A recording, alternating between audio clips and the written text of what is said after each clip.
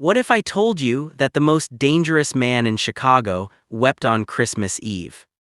Not because he was threatened, not because he'd lost a war, not because someone had finally found the courage to come for him. He wept because the only seat across from him was empty. At 45 years old, Vittorio Moretti had ordered the fates of men without blinking. He had survived 6 assassination attempts. He had built an empire that ran on fear and silence and the kind of power that makes whole rooms go quiet when you walk in. He had never, not once in 4.5 decades, asked anyone for anything. But on the night of December 24th, with a blood-red rose resting against an empty wine glass and snow falling soft against the windows of the finest restaurant in Chicago, none of that mattered. Because all the power in the world cannot fill an empty chair. And a 6-year-old girl named Sophia was about to ask him a question, quietly, almost in a whisper, that would bring down every wall he had ever built, and rebuild him from the ground up. This is the story of the night Vittorio Moretti, the vulture of Chicago, found something he hadn't known he was looking for. And it arrived in a thin coat, mismatched mittens, and 2 little pairs of boots that were still damp from the snow. Before we go any further, if you've ever felt truly alone in a room full of people, if you've ever watched Christmas from the outside looking in, this one's for you. Hit that subscribe button and turn on the bell so you never miss a story like this. Now, let's go back to Chicago, December 24th, the night everything changed. The Cristallo di Neve was not a restaurant, not really. It was a cathedral built for the worship of wealth. The chandeliers overhead were Austrian crystal, each one casting 100 tiny prisms across the white linen tablecloths. The waiters moved without sound, like priests performing an ancient ritual. The wine list was thicker than most novels, and the cheapest bottle on it cost more than a month's rent in half of Chicago's neighborhoods. On Christmas Eve, every table glowed with candlelight. Families leaned toward each other, laughter drifting upward toward the vaulted ceiling. Outside the floor-to-ceiling windows, the city sparkled, Michigan Avenue dressed in 10,000 lights, the snow falling in slow, perfect spirals as though God himself was trying to make the world beautiful tonight. At the center table, the one that was never, under any circumstances, listed on the reservation system, sat Vittorio Moretti. He was 45 years old. He looked both younger and older than that, depending on the angle. His hair was silver at the temples and black everywhere else, swept back neatly. His jaw was sharp, his posture the kind of rigid that isn't taught in finishing schools but in the school of never letting anyone see weakness. He wore a charcoal suit bespoke from a tailor in Milan who knew better than to ask questions, and his cufflinks were plain gold. No ostentation. Power didn't need decoration. His hands rested on the tablecloth. They were large hands, scarred at the knuckles. The hands of someone who had not always lived in penthouses. Once, long ago, those hands had belonged to a boy who ate Christmas dinner from a church soup kitchen because his mother had spent the food money on heating oil so her sons wouldn't freeze. He thought about that sometimes, not often, but tonight he couldn't stop.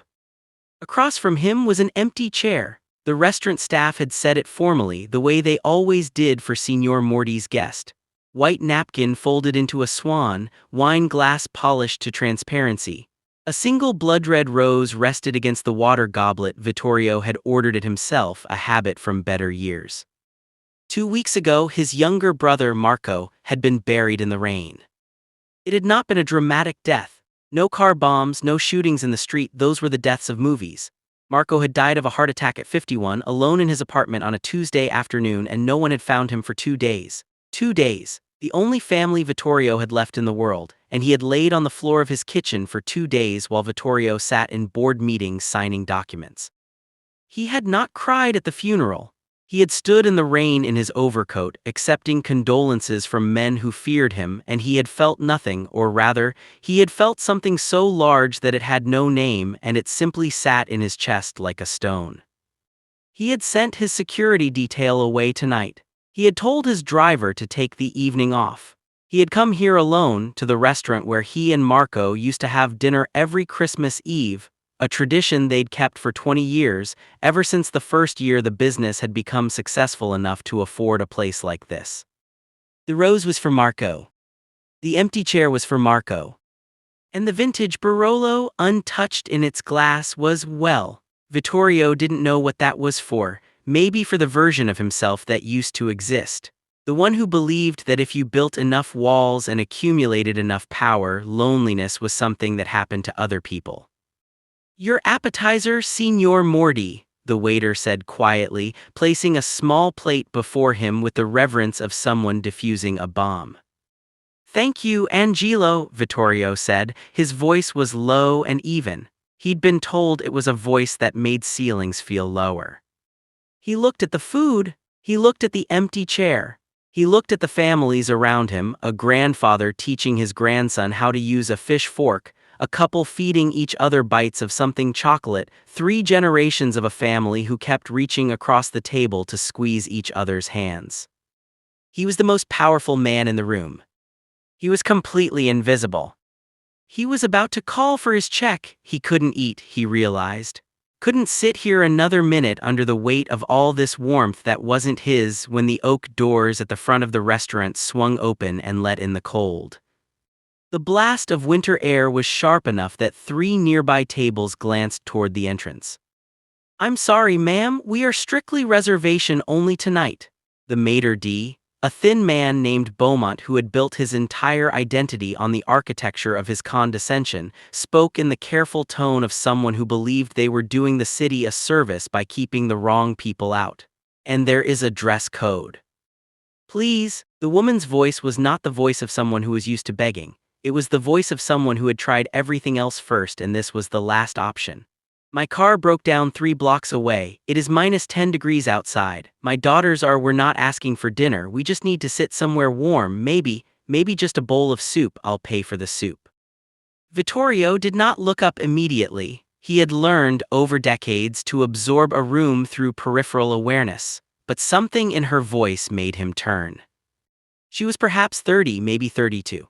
Brown hair pulled back in a practical knot, the kind of hair arrangement that suggests the person doing it had approximately 45 seconds to spare that morning. Her coat was camel-colored wool, the kind that had been good quality once 3, maybe 4 years ago and had been washed so many times the elbows had gone thin. Her nose was red from the cold. Her cheeks were red. Her eyes, and Vittorio noticed the eyes because he had trained himself to read eyes the way other men read stock tickers. Her eyes were exhausted and fierce simultaneously, the eyes of someone who had decided, a long time ago, that being afraid was not something she could afford. She held the hands of 2 little girls. Twins, identical as far as Vittorio could tell from across the room, 6 years old perhaps or close to it. They wore matching pink beanies pulled low over their ears, bright yellow jackets that were clearly last year's size, and mismatched mittens. One child had a red left hand and a blue right hand, the other had the reverse. Their boots were wet from the snow. They were not crying. They were looking at the Christmas tree in the lobby with the specific, intense wonder that only children are capable of, as if the tree were not merely decorated but somehow alive and full of secrets that adults had forgotten how to see. "There is a diner 4 blocks south," Beaumont said, stepping forward with the practiced efficiency of a man who had spent years removing inconveniences from the lobby. "They'll freeze before they get there," the woman said, barely above a whisper. One of the little girls tugged at her mother's hand. "Mama," she said, "my feet are cold." "I know, baby," the woman said, "I know. Ma'am, I really must insist." The sound that moved through Vittorio Morty's chest in that moment was not something he could have named. It was old. It predated the business, predated the money, predated the reputation and the fear and the 40 years of building a fortress around himself. It was something from a cold apartment in the South Side, where a woman with tired eyes and a thin coat had stood in the doorway of a church hall, holding the hands of 2 small boys who were hungry and cold, and swallowed her pride so hard you could see it in her throat. He stood up. The restaurant went quiet, not because anyone announced anything. The silence spread outward from Vittorio's table like a ripple, table by table, because when a man carries that kind of gravity, his movements rearrange the air of a room. He straightened his jacket. He walked, not quickly, not slowly, toward the entrance. Beaumont saw him coming and went the color of old milk. "Signor Morty, I Gianni, Vittorio said, using the maitre d's real first name in a tone that was almost kind. These ladies are with me, we will need 2 additional chairs at my table. He paused. Please. The please was the part people would talk about later. He turned to the woman. Up close, her eyes were an unusual shade of brown, almost amber in the candlelight. They were looking at him with an expression he recognized, the particular calculation of someone trying to determine whether a situation is better or worse than the one they just left. I don't know you, she said carefully, not unfriendly, just honest. No, he agreed. My name is Vittorio. I have a table for 2 set for 1. On Christmas Eve, that strikes me as, he searched for the right word, inefficient. A pause. I would very much like the company if you'll permit it. She studied him for another long moment. One of the twins had turned from the Christmas tree and was now staring at Vittorio with the wide-open assessment of a child who has not yet learned that staring is rude. Are you a good man? The little girl asked. The room held its breath. Vittorio looked down at her. I am trying, he said very quietly, to be better than I have been. The little girl seemed to accept this. She looked at her mother. I like him, Mama. The woman exhaled a long breath that seemed to release something she'd been holding for hours or maybe longer. All right, she said. Thank you, I'm Alina, and these are my daughters, Mia and Sofia. Vittorio held out his hand, not the casual handshake of a business meeting, but formally, the way his own mother had taught him to greet a lady. It's an honor, he said. Now please come in from the cold.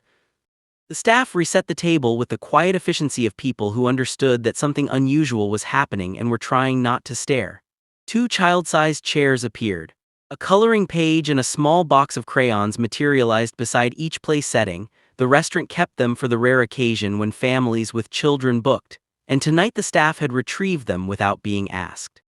Vittorio noticed the small kindness and felt something loosen in his chest, very slightly. Alina sat across from him and he watched her take in the restaurant, the chandeliers, the menu with no prices on the woman's copy, the sommelier hovering nearby with a bottle of something expensive.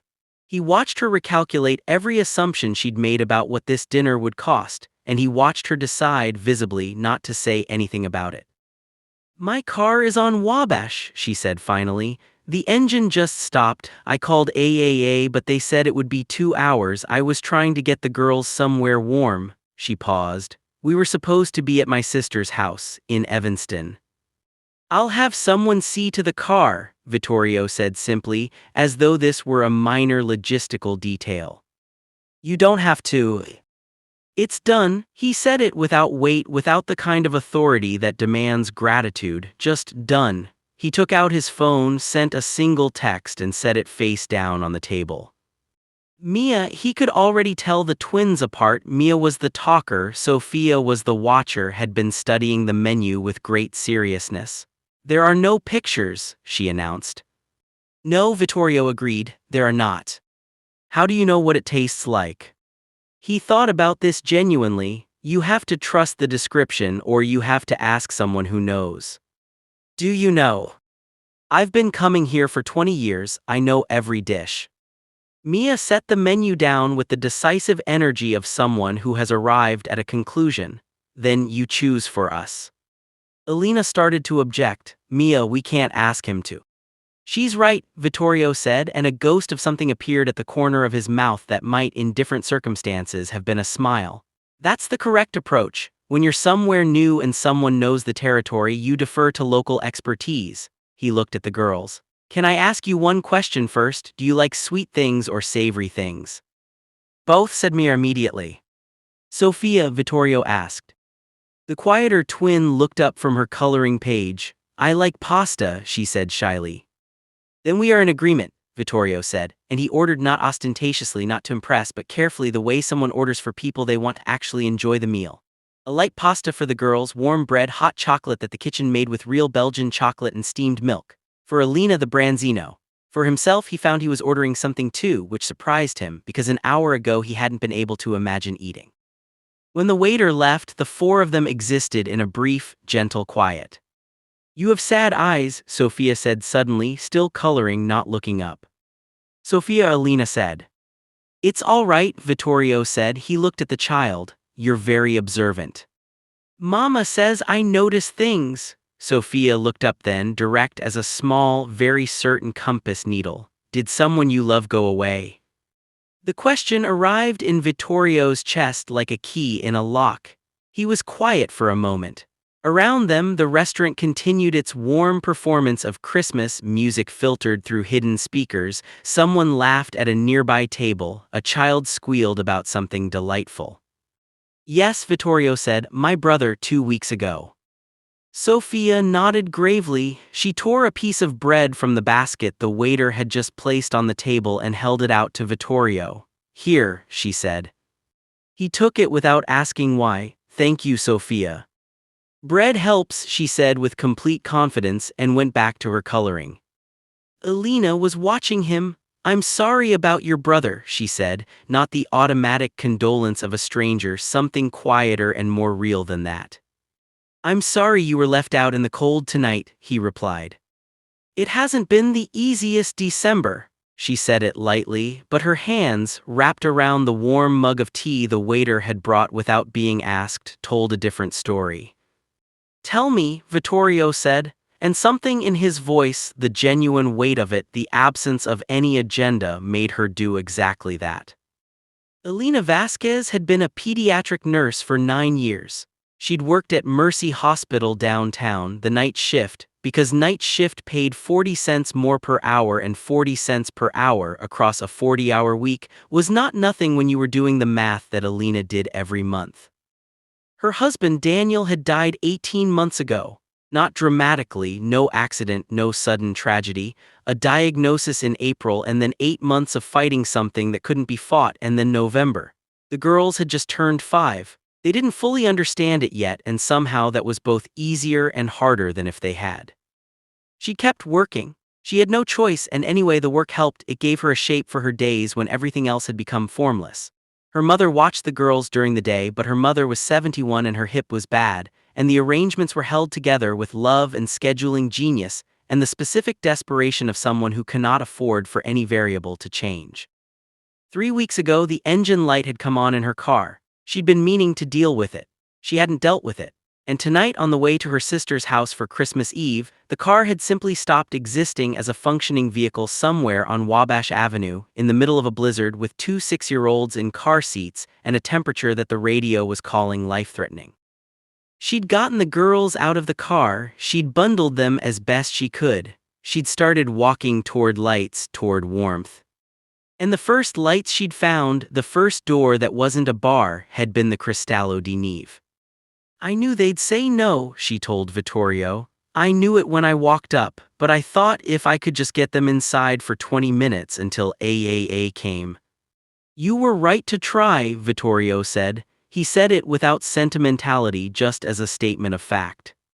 And then, because something about the honesty of the evening had made him unexpectedly honest himself, he told her about Marco. Not everything. He wasn't foolish. He didn't explain what the business was or how he'd built it or the things he'd done and ordered done, and looked away from over 45 years of surviving in a city that ate the soft-hearted for breakfast. But he told her about Marco the person, Marco who had collected vinyl records and could identify any jazz musician from 3 notes. Marco who had cried at every movie with an animal in it.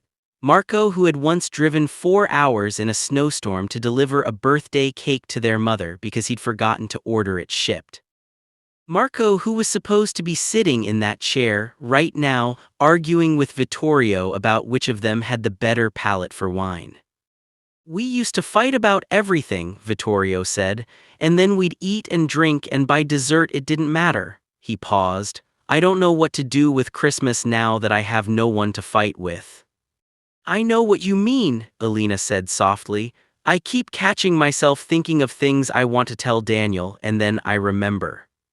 They sat with that for a moment, 2 people who had both been ambushed by loss in a restaurant full of people to whom Christmas had not yet done anything cruel. Mia, who had been eating pasta with focused intensity, looked up. Mama, she said, are we sad tonight? Elena looked at her daughter. "We're a little sad and a lot together," she said. "That's okay, right?" Mia considered this, then she looked at Vittorio. "You can be a little sad and a lot together with us too," she said, "if you want." Vittorio Moretti, who had once sat across a table from a man who owed him $2 million without his pulse increasing by a single beat, felt his throat do something complicated. "I would like that very much," he said. It was somewhere between the main course and dessert when the door opened again. The man who walked in was built like a refrigerator wearing a suit. His name was Caruso, and he was Vittorio's head of operations, the kind of position that in a legitimate company would be called COO. He spotted Vittorio immediately and moved through the restaurant with the particular bulldozer confidence of someone who was used to every room opening for him. He stopped at the table, looked at Elena, looked at the twins, looked at Vittorio with an expression that said several things simultaneously: confusion, urgency, and the specific discomfort of a man who is not equipped for this particular situation. "Boss, we have a situation." He glanced at the children, recalibrated. "A business matter, time sensitive." Vittorio set down his wine glass very deliberately. He looked at Caruso with the particular stillness that his people had learned over years meant, "Think carefully about your next sentence." "Caruso," he said quietly, "what day is it?" Caruso blinked. "It's Christmas Eve, boss." "And what did I tell you?" Vittorio said, his voice remaining perfectly level. "About Christmas Eve." A pause. You said no business." "Then you have your answer." Vittorio picked up his wine glass again. "Call Benedetti, tell him whatever needs to be handled can wait until December 26th. Tell him from me." Caruso looked like a man who very much wanted to argue and was very much choosing not to. "Understood." He glanced at Elena and the girls and almost bowed an instinctive deference to something he couldn't name. "Buon Natale," he said awkwardly. "Merry Christmas," Mia said cheerfully, pasta sauce on her chin. Caruso's expression did something unexpected. It softened just slightly and just for a moment, then he was gone. Elena was watching Vittorio. "You're not a regular businessman, are you?" she said. It wasn't quite a question. He held her gaze. "What made you decide to trust me tonight, when I invited you to the table?" She thought about it. "You pulled out my chair," she said finally. "Men who want something from women don't bother with things like that." He almost smiled. "Perceptive." "I'm a nurse," she said. "We learn to read people fast." She paused. "What do you do, Vittorio, really?" He was quiet for a long moment. Then he said, "I have spent my life accumulating things that were supposed to make me feel safe, and tonight is the first night in a very long time that I have felt not afraid." He looked at the twins, at Mia explaining something elaborate to Sophia using hand gestures and a breadstick. "I think that's because of your daughters. They have that effect on people," Elena said softly. "As for what I do," he said, "what I have done, I am working on doing something different." He met her eyes. "That is the most honest answer I can give you." She nodded slowly. "That's a more honest answer than I get from most people." The dessert arrived, a Christmas bouche de Nile that made both girls go completely silent for 3 full seconds before dissolving into excited whispers. Sophia, with the careful precision she applied to everything, was selecting which part of the chocolate log she most wanted. Mia had already started and had decorated her chin with ganache. "Can I ask you something?" Vittorio said. "You've been asking me things all evening," Elena said. "I don't mind. What happens next for you, in the new year?" She was quiet for a moment. The question seemed to reach her somewhere she wasn't expecting. "I've been offered a position," she said slowly. "At Children's Memorial, a nurse practitioner role, better hours, better pay, benefits that would actually," she paused, "it would change things for us." "Then you should take it." "I would need to complete a certification program first. It takes 8 months. It costs." She stopped. "It doesn't matter what it costs. What matters is that I can't afford it right now. I'm on the waiting list for every grant I could find. I have enough saved to cover 3 months of the program, maybe 4 if I'm careful." And then she shrugged, the specific shrug of someone who has run the numbers so many times they've made peace with the answer. "Maybe next year." Vittorio set his fork down. He had built his world on transactions. Everything came with a price, a ledger, a debt. That was the vocabulary he knew. But sitting at this table, across from this woman who had walked into the cold with her daughters and hadn't asked him for a single thing except a warm place to sit, something shifted in that calculation. He thought about the Moretti Family Foundation, which he had established 12 years ago at his accountant's suggestion and which mostly existed as a line item on his taxes. He thought about the education initiatives the foundation had funded, a children's library, a scholarship program at his alma mater, a vocational training center on the South Side. He thought about what it would mean to use something he had built for a reason that had nothing to do with strategy or appearances. "I have a foundation," he said, "the Moretti Family Foundation. We have a program, a healthcare education fund. It covers certification programs for medical professionals pursuing advancement." He said it carefully without drama. "The application is simple, it takes 1 week to process." Alina stared at him. "I'm not offering you charity," he said before she could speak. "The fund exists. It has existed for 12 years. What it has lacked is someone who actually needs it and deserves it to apply for it. You would be doing me a favor." "Vittorio, send me your resume on January 2nd, he said. "I will send you the application materials. What happens after that is entirely in your hands." He paused. "I can make introductions, I cannot make decisions for you." She was looking at him with an expression he couldn't quite read, something between disbelief and the specific, cautious hope of someone who has had hope disappointed before and is trying not to let that happen again.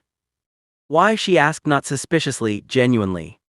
He thought about his mother in the soup kitchen doorway. He thought about Marco who had died alone. He thought about the empty chair and the rows and 45 years of building walls so high you couldn't see out over them.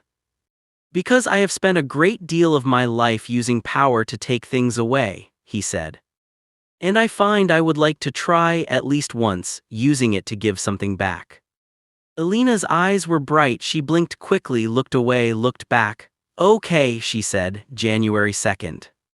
"Mama's going to be a nurse practitioner," Mia announced to no one in particular, as though she'd known this was coming all along.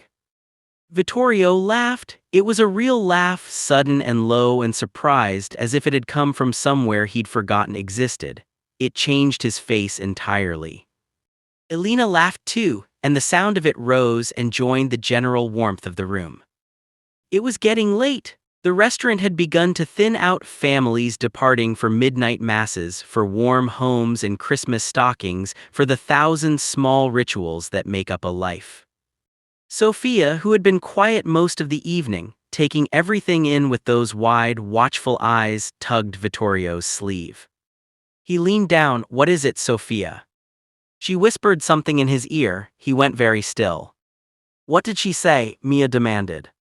Vittorio sat back up. He cleared his throat. He looked at Alina, who was watching him with curious eyes.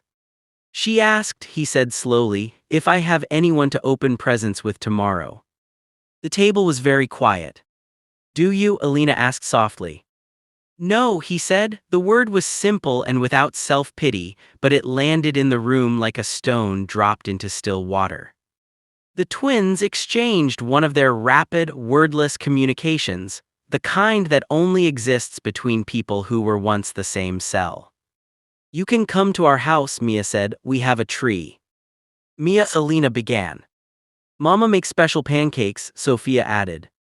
"Girls, Mr. Vittorio has his own." "He doesn't have anyone, Mama," Mia said with the ruthless clarity of 6.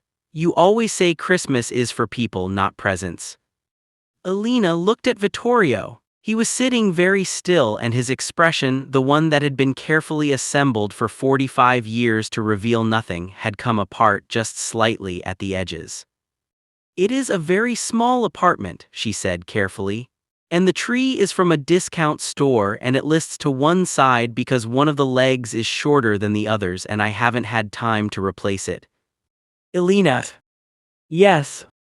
I would be honored," he said, and then, very quietly so that only she could hear, "I cannot tell you the last time I was somewhere I wanted to be." She held his gaze for a long moment. Whatever she was measuring, she found the answer she was looking for. 9 o'clock, she said, the pancakes don't wait. He arrived at 8:55. He had been standing outside the building since 8:40, not wanting to be late, recalculating whether 8:50 was too early, whether 9 o'clock was a hard boundary or a soft suggestion, whether showing up with gifts was presumptuous or whether showing up without gifts was cold. He had not in recent memory been uncertain about a social situation. He found he did not entirely dislike it. The gifts were carefully chosen. He had called his personal assistant at 7 in the morning, apologized for the hour, paid her enough to make the apology substantive, and sent her on a mission. Art supplies, the real kind, professional quality, because if they were going to draw they should have proper materials. A set of illustrated nature encyclopedias, because Sophia had mentioned during dinner that she liked to identify birds. And a book on jazz history for himself that he planned to leave behind on purpose. For Alina, a coffee from the Italian bakery 3 blocks away, still hot in its insulated cup, because she had mentioned something about bad hospital coffee, and because he didn't know yet what her real preferences were in the world, but he wanted to start finding out. Alina opened the door in pajamas, hair loose for the first time, and she looked different, softer, more like herself, he thought, though he'd only known her for 12 hours. She took in the bags he was carrying, and her expression moved through surprise, protest, and then reluctant gratitude in about 3 seconds. You didn't have to. I know, he said. He held out the coffee, a starting point. She took it and smiled at him over the cup, and he felt something in his chest do something it hadn't done in a very long time, something unclenched. The apartment was small. It was also, and this was the word that kept returning to him as the morning unfolded, full of the twins' drawings on the refrigerator, full of the slightly lopsided discount tree, covered in ornaments that were clearly homemade, each one with a date written on the back in marker, full of the smell of pancakes and warm maple syrup and the particular cozy chaos of a home where children live and are loved. The morning moved in a way that Vittorio could not have predicted and would not have wanted to change. Mia showed him every single gift Santa had brought in detail.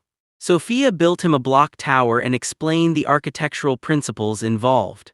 Alina made pancakes that were, as advertised, special buttermilk with blueberries and a dusting of powdered sugar in the shape of a star because it was Christmas.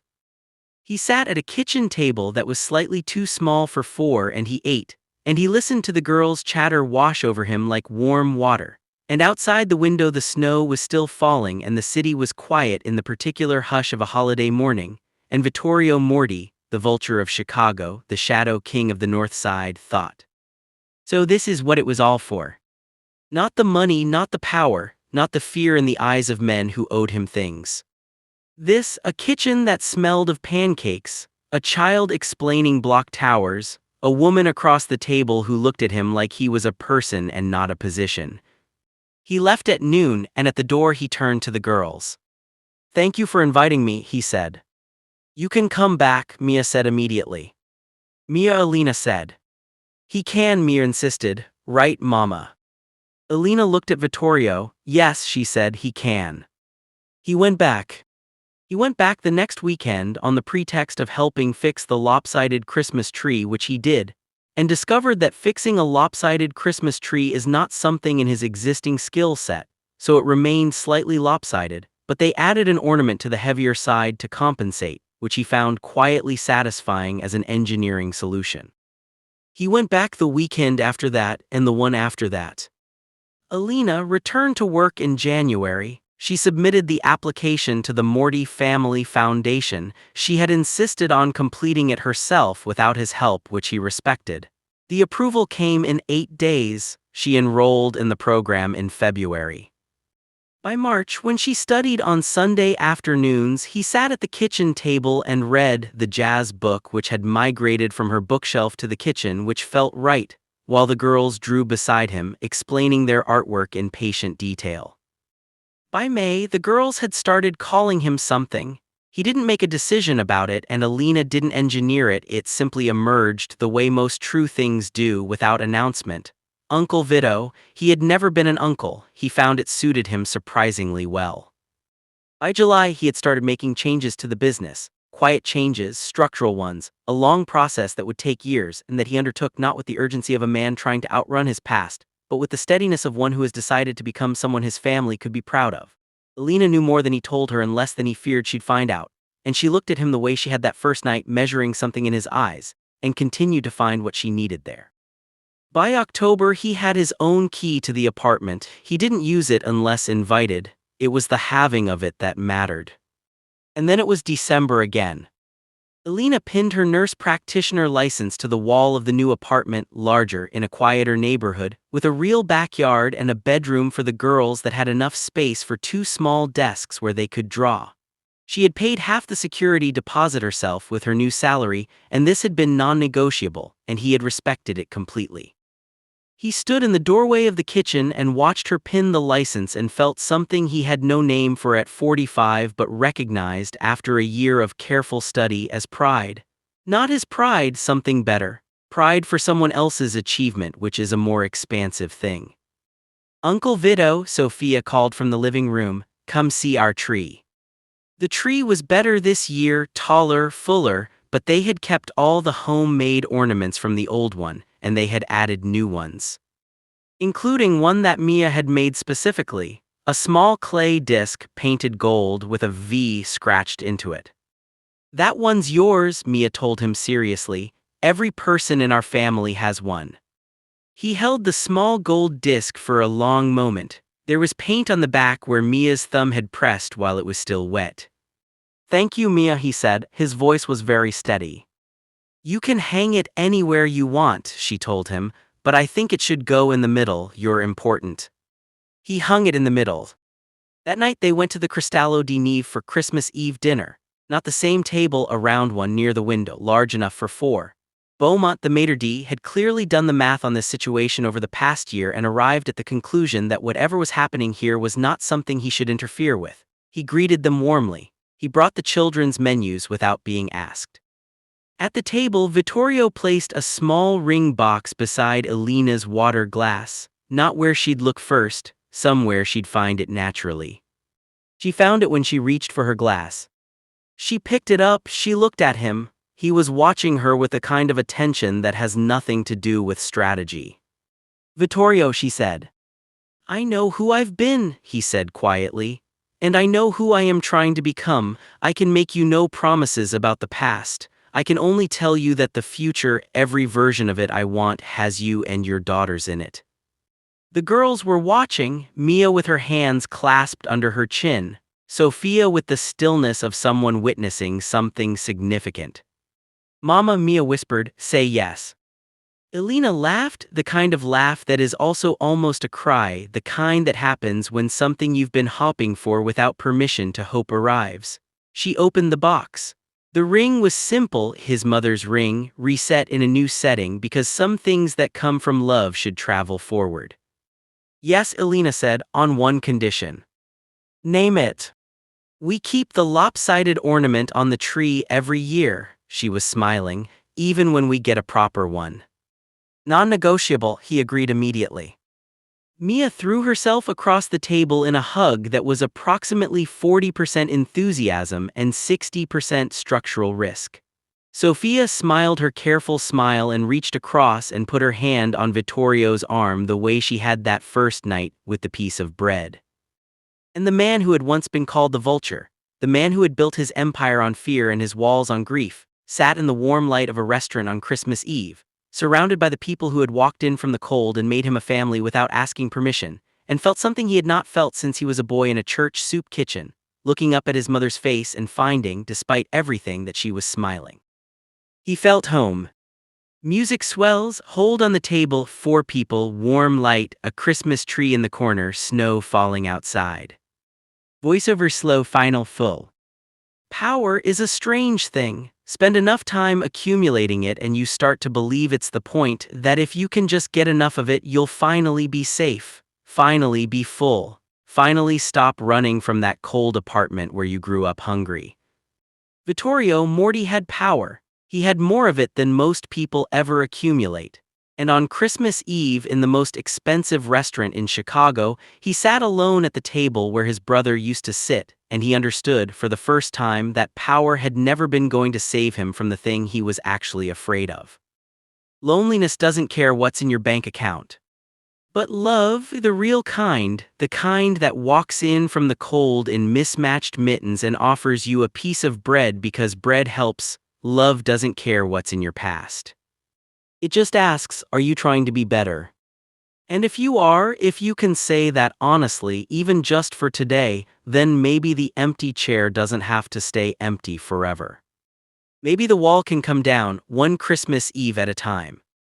If Vittorio and Alina's story moved you, if you found yourself tearing up over bread shared with a stranger, or a ring box beside a water glass, or a little girl's handprint on a Christmas ornament, then this channel is for you. We tell stories about what happens when people choose love over fear, when the powerful decide to use their power for something real, when a stranger becomes family because someone chose to open a door. Hit subscribe if you believe in stories like this one. Leave a comment below and tell me, has a stranger ever changed your life? Has kindness ever arrived at exactly the right moment? I read every single comment, and the best ones, they become the next story.